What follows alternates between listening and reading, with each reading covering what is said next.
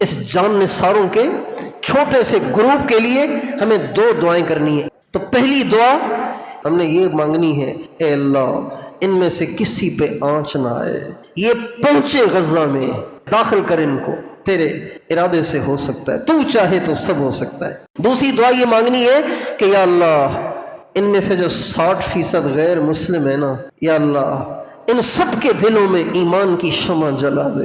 انہوں نے وہ قدم اٹھایا ہے جو ہم نمازیوں نے بھی نہیں اٹھایا، جو ہم مدرسے والوں نے بھی نہیں اٹھایا، جو ہم تبلیغ والوں نے بھی نہیں اٹھایا، جو ہم خانقاہوں والوں نے بھی نہیں اٹھایا، جو ہم بڑے دین کے دعوے داروں نے نہیں اٹھایا، جو قدم انہوں نے اٹھایا ہے۔ اتنا کچھ یا اللہ انہوں نے کیا ہے، اے اللہ اب ان کو اسلام سے محروم نہ کرنا۔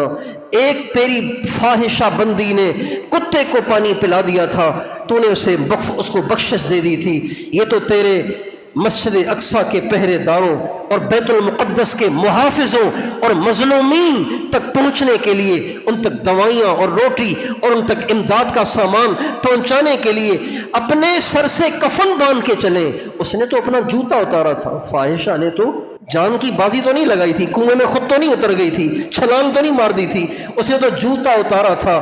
آپ نے آپ کو اس کا جوتا اتارنا اور پیاسے کتے کا احساس کرنا اتنا پسند آیا کہ آپ نے ساری زندگی کی بدکاری معاف کر دی۔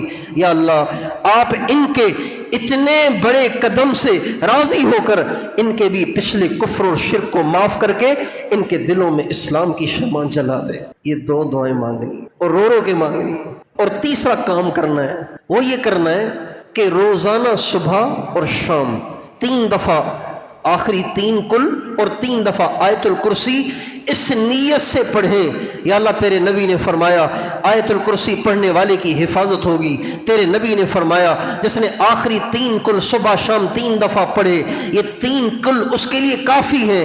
اے اللہ میں یہ 3 کل 3 دفعہ اور آیت الکرسی 3 دفعہ اس نیت سے پڑھتا ہوں کہ تو ان جان نثاروں کی کشتیوں اور ان کشتیوں کے سواروں کی حفاظت فرمائے اور پوری حفاظت اور سلامتی اور عافیت کے ساتھ ان کو غزہ میں داخل کر دے۔ اس نیت سے آخری 3 کل 3 دفعہ آیت الکرسی 3 دفعہ آپ نے پڑھنی ہے۔